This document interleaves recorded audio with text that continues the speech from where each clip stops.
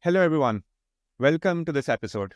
My name is Younas, founder and CEO of vFairs, and today I'm thrilled to have a conversation with Nick, a leading expert in event marketing and strategy. With over 2 decades of experience in digital marketing and live events, Nick has dedicated his career to creating international and impactful event experiences. Nick, let's get started. Tell us a bit more about yourself, Xenus, and explain how Vision AI, like Xenus, and how it's used to measure attendee behavior. Yeah, thanks for having me. As you said, I've been in the events industry for quite some time. I honestly, as a teenager in the 90s, was building websites. I also had a real job because, my dad told me that the internet would be a fad. So I worked in the events industry. Over time, I started merging those things together. I realized it's all just bringing people together, different tools for different things. I'm not someone who cares too much about how we bring together just the right tool for the right job. I found there was a big gap when it comes to understanding technology and the event space. Kind of positioned myself in the middle. I've been doing lots of presentations since about 2003 or 4 all over the world. And I had a consultancy. In that time, I met the team with Xenus, and I was like, oh, okay, this is what we need in events, which is we need to get the non-believers to believe in this. We needed to treat it like a channel where you put more in and you get more out, as opposed to an operating expense where they just say, can you do it with less? Can we just do it last year? That's not a growth mentality, but the missing piece was data and being able to explicitly tell stories. So I got really excited by the proposition of what they offered, came on full time, and I get to see the coolest things that you wouldn't see otherwise if you weren't really looking with the way that this technology lets you look. And Nick, let's try to dig a bit more deeper into the technology itself, because Yeah. again, I've seen Xenus at IMAX, and I know that you guys work for a lot of other big conferences. Can you tell me exactly like what are the top 3 things that it actually does that a typical event tech platform don't do? Like we all, of course, analyze things based on check-in, based on the number of badges printed, based on the number of sessions check-in. What is Xenus doing that typically your customer, comes to you, for a technology like this one?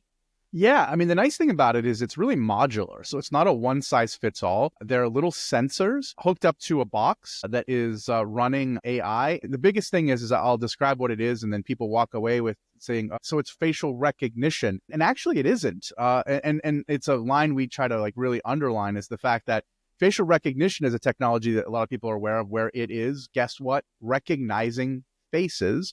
We're looking at faces, analyzing faces. We're not recognizing, in as much as we don't know who these people are as individuals. So what it's doing as a sensor is it's doing almost like object recognition. It's looking for things that are faces and things that are not. It doesn't know who you are individually. Additionally, there's no video and there's no photos. So it's just looking at it from a standpoint of numeric data. And it's analyzing hundreds of faces simultaneously, measuring the changes in those faces 5 times per second. And all of that doesn't sound like it's like, what does that have to do with events? So we could tell you, and we could aim one of these things at anything, and I could tell you the amount of impressions that got, the amount of dwell rate, how much time did people spend in that area? Were they passing through, or were they dedicated and looking at it? We can also, and this is probably the key metric, we can tell you the energy of a group. So we do that by looking for, with facial training in AI, to determine when a positive sentiment reaction takes place. The more it happens with more faces in that group, the more that it validates that that actually took place as an experience, and then it timestamps that.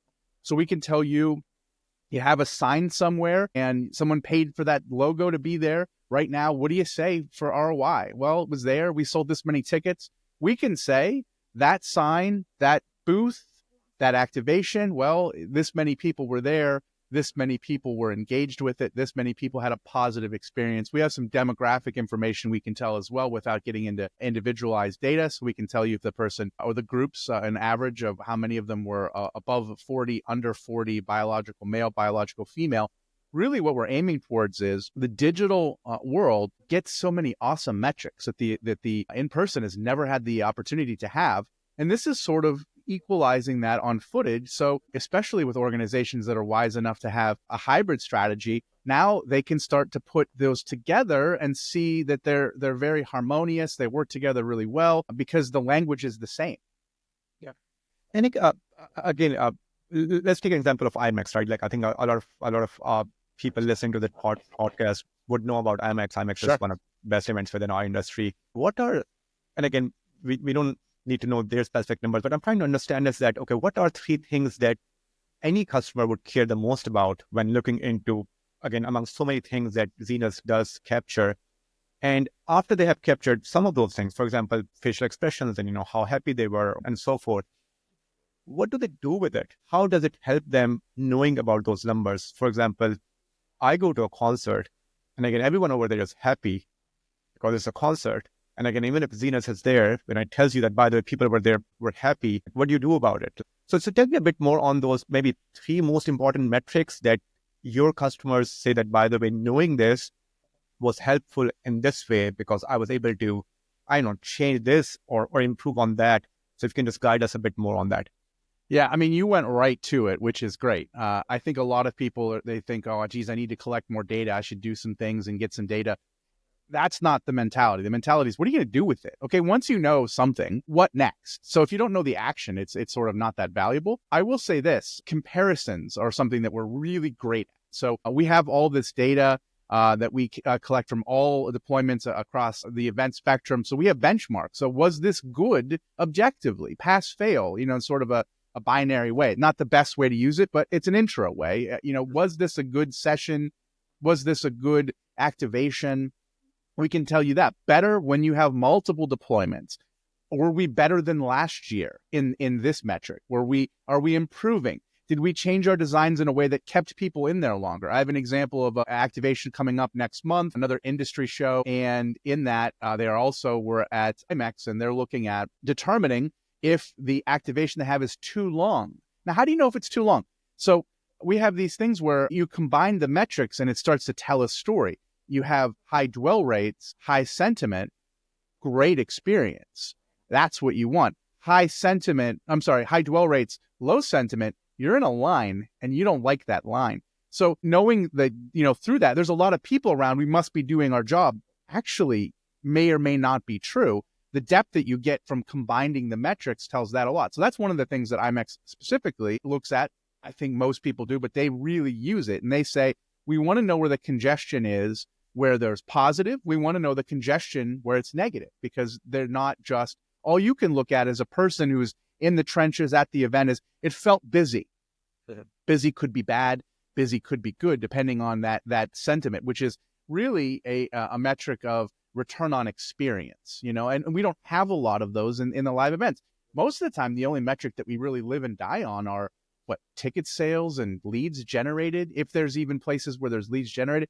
So this gives you kind of a trending analysis as to what's coming. Especially we work with organizations that have, IMAX is another great example of this, the buying cycle really long. You're talking to someone, it's like, well, I have my show figured out until 2030, but I'm looking at, 5 years from now. Now, are you going to renew with that show because they didn't, none of those people converted within 6 months? No, because they don't convert in 6 months.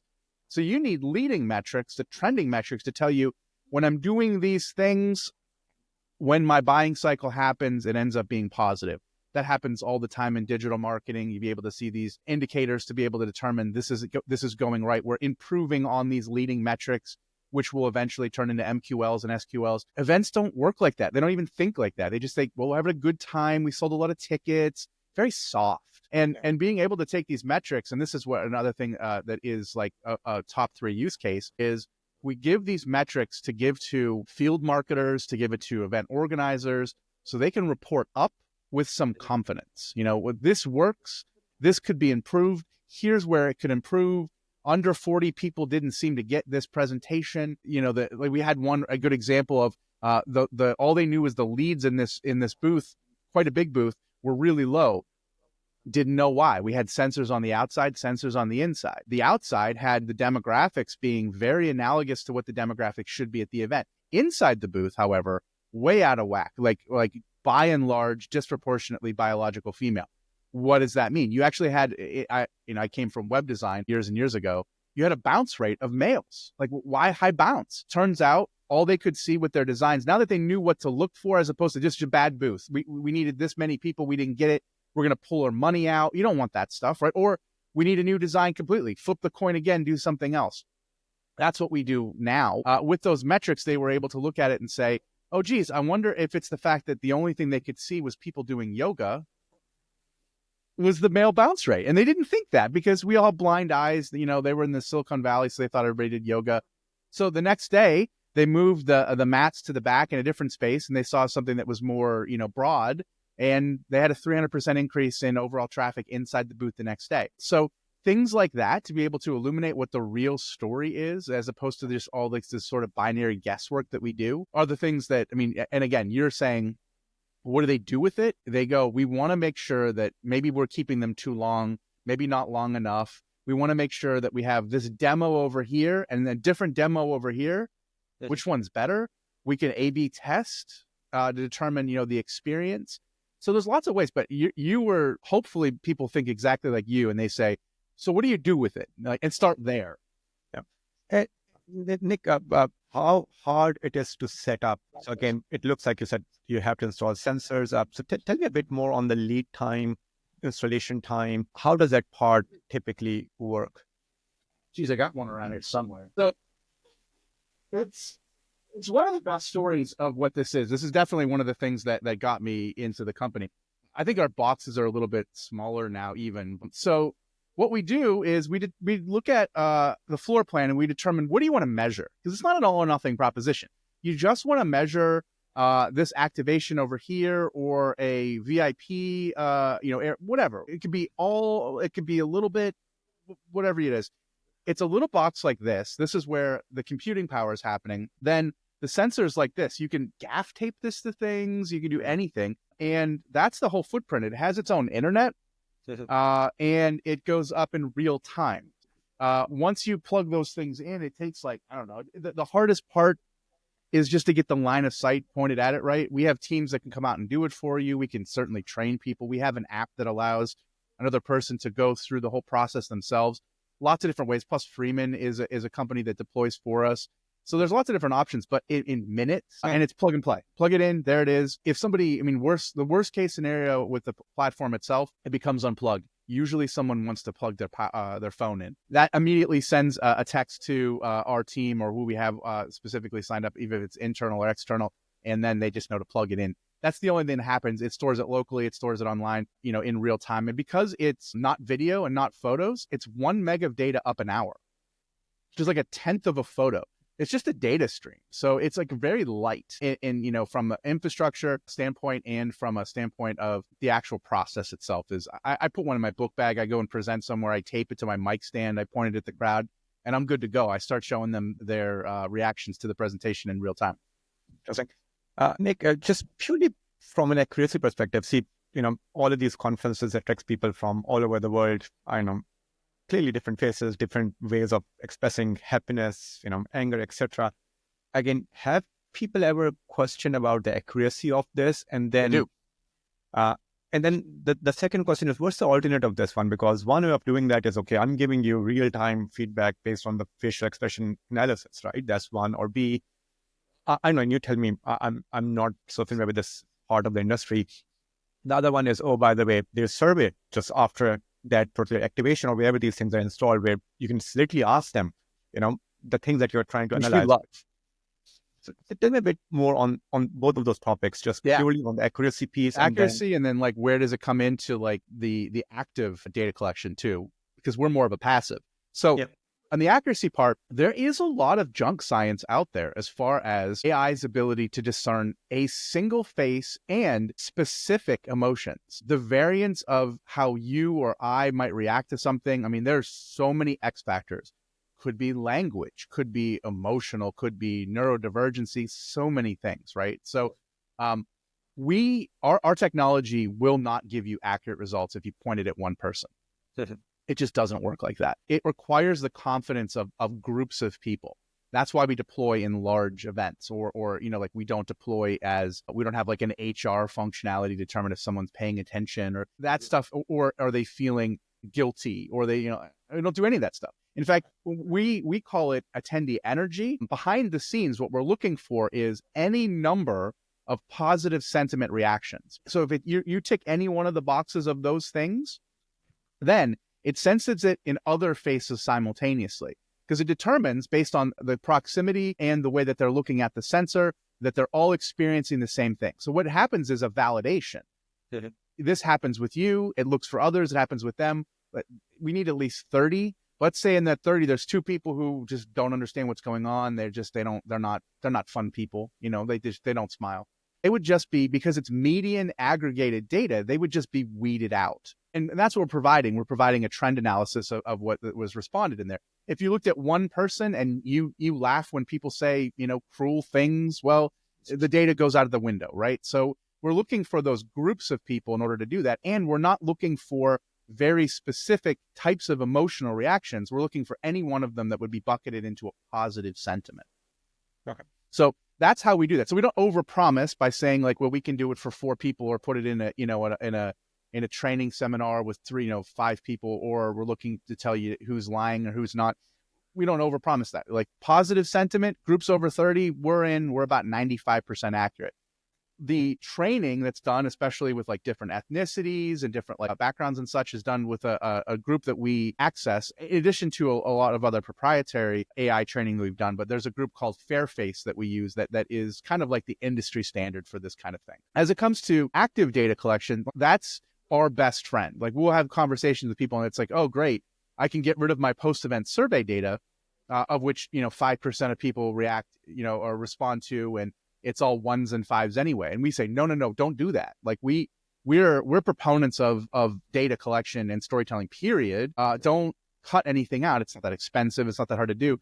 The context, what we can tell you is something happened there. In this moment, this is an outlier action. Like in my example of why are the men not coming in? They're on this side, but they're not on this side. So then we can ask questions. But the questions are often answered within the sort of anecdotal evidence that is in the active data collection of survey work. So that work still illuminates. It helps a lot. So like we have a data team that takes that in, and that we can look. We can just give you the data, and you can have access to it. You can have it in raw. You can have it in our dashboard, whatever. But oftentimes people are accessing our team to be able to then look at the data and then make tell stories of what happened or what's next or what you should do. The survey data helps a lot in that. So like we feel that we're pretty complementary. Passive data collection and active data collection, they both have, pros and cons, but together really winning combination. Nick, just coming back to just again, when you deploy this into a session as well as into a conference, again, I was just thinking about myself. I attend some of these sessions. They are 45 minutes to 60 minutes long. And during that one session, me being the job that I am in, I will get an SMS and I will get a Slack message and so forth, right? So while I'm, 90% attentive, sometimes 10% I am not, and my reactions may change over the period of that 45 minutes session. Totally. So tell me a bit more about that piece. Is Xenus primarily, is sessions analysis part of one of the use case, or is it purely around activation and so forth? And then how do you cater to that, given most of us, unfortunately, are a bit distracted during any 30 to 45 minute session, right? So just trying to understand a bit more on that one. Yeah. And again, as these things are being recorded also, are these timestamped? Which is, again, as you mentioned, for example, if I'm telling a story, and again, we'll discuss your code data and boring your stories keeps us active, and sometimes the stats and everything else, I don't know how much, but tell me a bit more about, are we able to tie it back to specific, minute or specific seconds so that we know when people were super engaged versus not, and can tie it to different activation sessions that were running at the same time around that area? Yeah. So it is by the second. It's just running all the time. I mean, if we're in a multi-day session, we drop the sensor in there, even while everyone's sleeping, it's still in there. Again, 500 faces simultaneously measuring the changes 5 times per second. It's still 1 meg of data up an hour. It's like nothing. So it's always doing that, and it's always against time. So you keep it in the same room, and you have session after session, and you just, go into our tool and say, this is at this period, this is at this period. That way you can compare things and you can look at that, even though we're just collecting it the whole time. So Attention, really interesting thing. I mean, that's really where it comes in on looking at aggregated data. So yes, you may get that Slack message. I mean, everything you described is how I consume at present. I mean, I'm a presenter. I'm the worst as far as attendee. I'm doing the same thing too. I'm listening.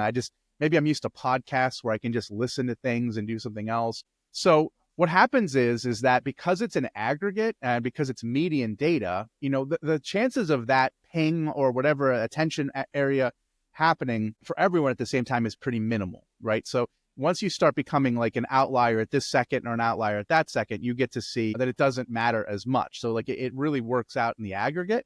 Additionally, we're looking for positive sentiment. Like I said, I'm not over promising on what we're doing. We're not looking for tears or boredom or whatever. So you have to really think in the confines of, we basically tell you two things. We tell you a peak and a trough of energy. We're looking at trends and we're looking at against time. So there's a few different analysis, like what do you do with this information if you can do that? One is, like you said, 45 minutes, 60 minutes, that's where most of the things you're going to. Is that too long? Some people make broad statements frequently. Like I'm on a guest on things all the time and they're like, oh, so what's the trend? What's the time period? And I'm like, no one's going to like the data guy because I'm going to say it depends every time. And it's like, oh, what a bummer. Like, I just want an answer. But it really depends. Like it's specifically in industries. Like it's good to get a benchmark for your industry, for your audience, for your members, whatever it is. Because like certain scientific based industries, medical science, pharmaceuticals, we look at like 2-hour sessions and like, they're pretty steady. So you can determine what's the length, that's optimal for your group. By the way, big finding, shouldn't, be too crazy. The more salespeople are that are attending your event, those are the ones you have to have in like 10 minutes, 5 minutes. I don't know, do it fast. They have zero attention span. If they have some kind of sales role, forget it. But depending on like the job titles and the industry, it really makes a big difference. So measuring those things and understanding that your audience might be different than everybody else's, you might find that you've been following conventional wisdom that's broad that doesn't apply to you. You might be the opposite. So that's something that's really, really important to get a benchmark for. But because we're looking at big groups of people, and the more people that we have, the more validation that you can't hide it. It's passively collected. And once a joke is told, you see the joke. I mean, it's pretty great. We had an instance where I was looking at data with a keynote that had Bill and Hillary Clinton on stage, and he was telling jokes and the jokes hit, and she was being smart, and that sustained energy. The fascinating part of that information was there was also a group of people, again, we don't know who they are, but there was just a segment that were just unchanged no matter what. Told a joke, nothing. And it was just like, you could identify it. So it was just like, our hypothesis on that is like, because they were so politically charged as speakers, people went in and they're like, I'm here, I've got to be here, but I don't want to, I'm like shutting out emotionally, which is interesting. Do you want to invest in speakers with, if you're trying to change people and they come in with a preconceived notion they can't be changed, is that good? Is that acceptable? Because these are the kind of questions that we don't answer, but we show you that like, this is a thing that's happening. It's an outlier behavior. It's either not happened before in other sessions that you have at your event or historically, because we keep all the data associated with the client in their dashboard and they have the ability to compare these things. So like that tells you even stuff like, should we start 1 hour or later in the day for our sessions? Like you could do day 1, day 2, or year 1, the next year, A/B test that to determine the energy. So it's that sometimes you see high marks for sessions and it's the speaker. Sometimes it's the topic because you see the speaker somewhere else and then they didn't have that consistent, thing. So then, okay, it's not, I'm not, keeping the same, what we do right now is if it worked, we just repeat, but we don't know what to repeat. It could be doubling down on topics like that, or it could be doubling down on who that was because their delivery mechanism, or there could be a way that they delivered that you could approach and deliver it for other things. So it really goes in. You have to be really curious. You have to ask good questions and you have to create forks in the road. So then when we measure it, we go, okay, great. If they go this way, then we know we're going to double down on this. And that's the thing that digital marketers have been doing for a long time now. Like everything's A/B test. Everything is, you don't just write the one subject line or have the one segment. Like that's how it goes. In events, we just haven't had the ability to measure those things. So I really don't think we've been funded as much or taken as seriously as we should be. We know, everyone knows we move the dial, but prove it, prove it to a CFO, and say, this is the impact. So the session part it's a big use case for us, but a bigger use case ends up being in the activations and the exhibiting.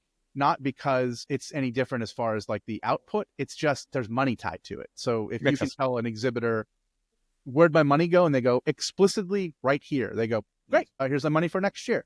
And that becomes a real easy, keep working with us thing. And Nick, I have a few more questions about Xenus, but I'll come to just in general event industry related some topics that I always love to ask our guests. Your top 3 conferences that you like to attend as an attendee. Like what are your top 3 favorite ones? I'm like, I have friendships and relationships with all these people. So they're all good. It's all good. So I guess we've said it, the 12th time we're going to get like some kind of balloons are going to drop on us, but I feel like you can't miss IMEX and, pick one, I guess, if you can go both, whatever. The reason is it's the good pulse check. I mean, it's really the state of the industry takes place there for sure. I can get into like all the specifics. I don't think I have to really oversell it. They're doing great. Convening leaders is another one that I can't miss every year. I mean, there's a few reasons why, oddly, and probably not in their marketing. Beginning of the year, I need a recharge. It's like the perfect time. So I love that. I also love the fact that their education is, again, I'm going to maybe, you can't all be number one, but it's the best. And the reason is I think, is that the audience is so discerning. So like, I love and my third one will be probably AE's Expo. So like Expo, like their education's great too. The thing is that every single person at Convening Leaders, they're generally tasked with some element of education in their shows, and it's like a priority. So when the audience is really, I used to go to a catering show, and caterers, when they eat food, they're really discerning. I've been to audiovisual shows, and they really care about the audiovisual. At Convening Leaders, these are people who put on education-based conferences, so the education's like high. I've seen people from like NASA, and like I said, they have, they have like big name people there frequently. So that one. And then, like I said, I'm a big into trade shows. I think that's like where we can really show a lot of our ROI as far as the explicit value of events. So Expo with IAE does that as good or better, I would say, than anybody. That's kind of my pulse check on that part of the industry. Like what are we doing? What new technologies? There's almost always new technologies at that show. I don't know. I mean, what are your favorite shows? I'll put you on the spot. How's it feel? Yeah, no, I would love to. So again, I have to say, I didn't know about Convening Leaders. I just made a note of that because I have never been there. Oh, you should go. Don't know much about it. So I've heard about Expo a lot. I have never been there myself, but again, just making a note for myself also. Yeah. Ones that I typically attend, or again, I'm familiar to. Again, IMEX is there right at the top. I love it. Again, we go there more as an exhibitor. So even for us, Event Tech Live, the one in London one. Yeah, also, Adam puts on a great show. Yeah. So I love that one. So again, if I have to pick 3, so it's IMEX, the US one first, the Frankfurt one second, and then the Event Tech Live. So these are the 3.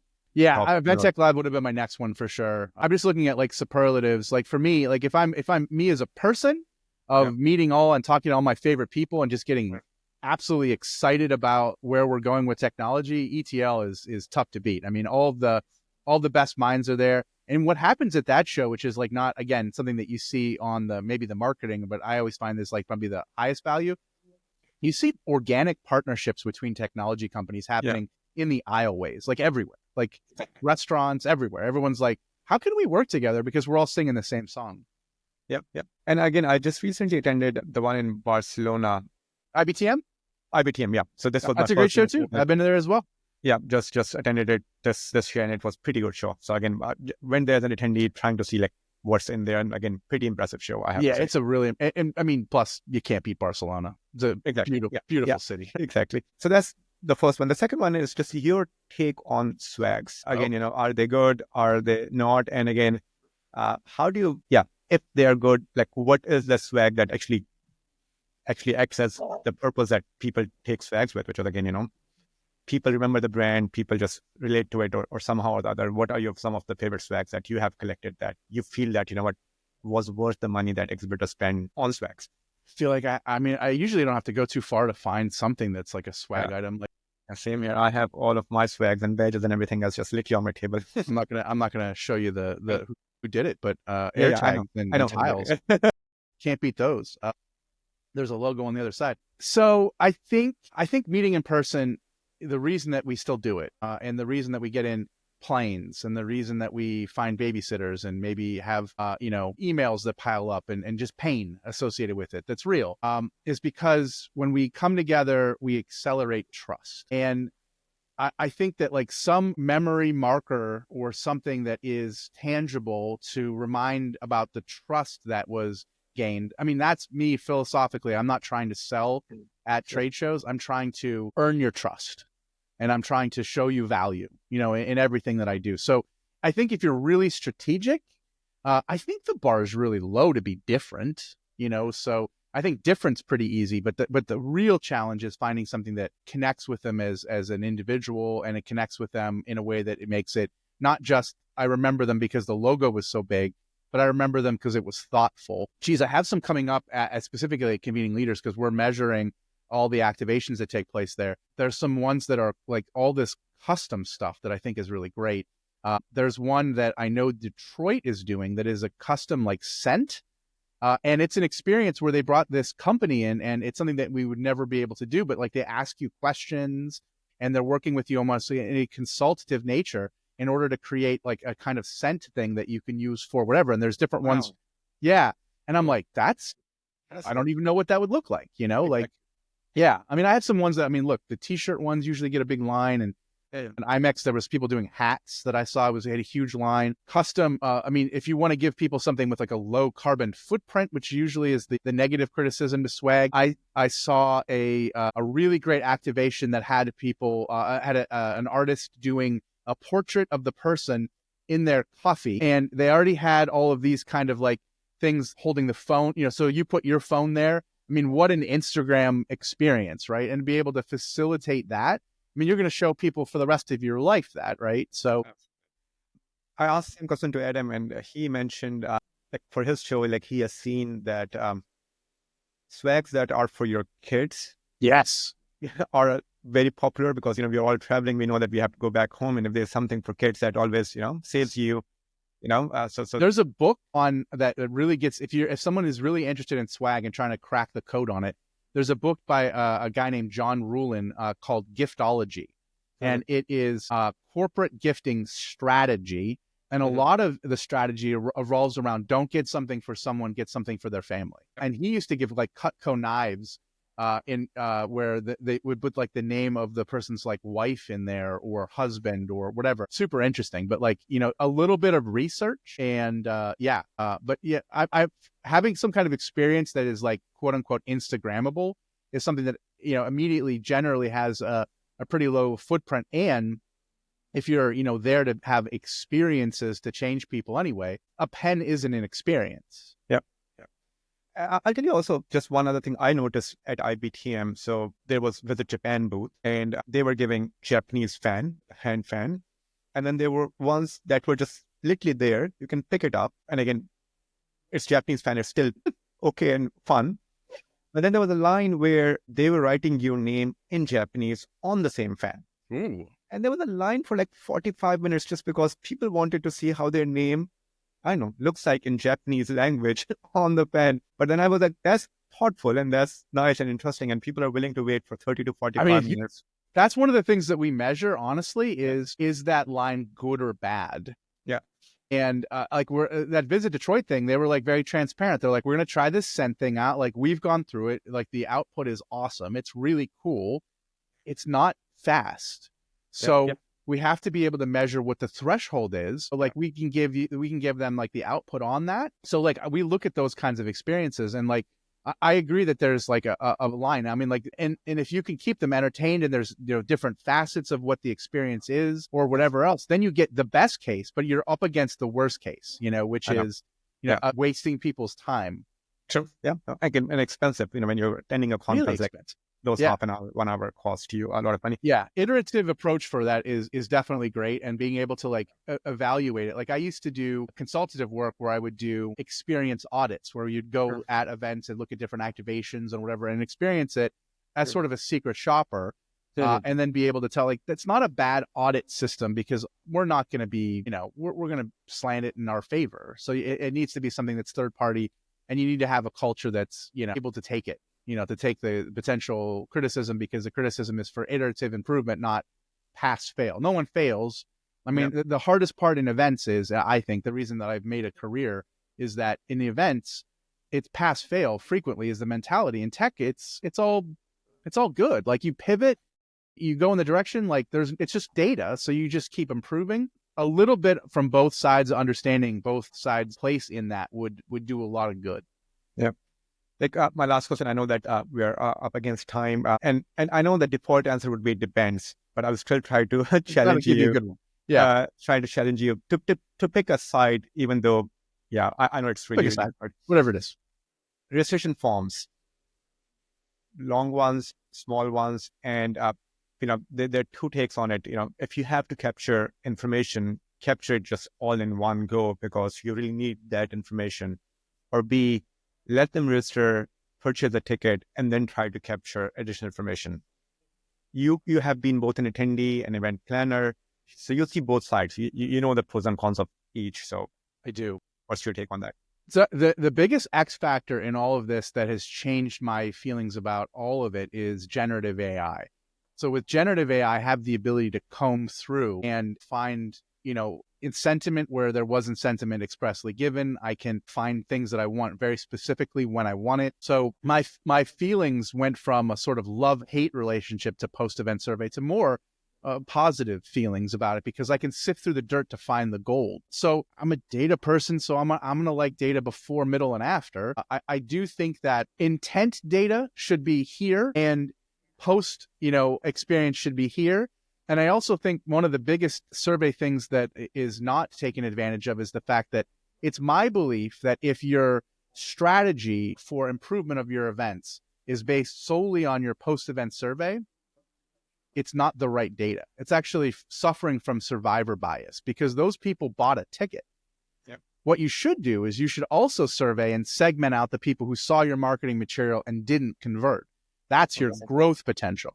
So, yeah, look at one as a retention strategy and the other as a growth strategy. Ask them different questions. So I guess my answer of my variation of it depends is segment it out. Ask different questions at different times and know who your audience is. Brilliant point. Never thought of it that way.